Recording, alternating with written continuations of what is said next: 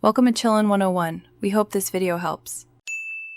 In this video, I will explain how to make a Canva class. First, navigate to the Classes section in your Canva for Education account. Next, select Create a Class and give it a clear, descriptive name. You can then easily invite your students by sharing a unique class link, sending email invitations, or integrating directly with platforms like Google Classroom. This streamlined setup ensures everyone can join quickly and efficiently. Now, let's dive into designing your class materials.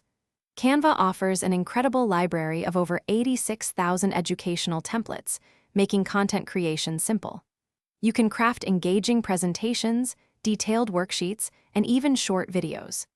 Enhance learning by adding interactive elements like charts, graphs, or quick polls to keep your students actively involved throughout the lesson.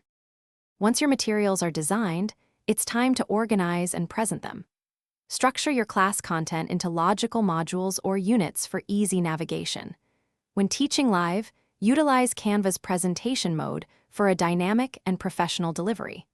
Always remember to provide clear, concise instructions and helpful examples for every student activity, ensuring everyone understands the tasks.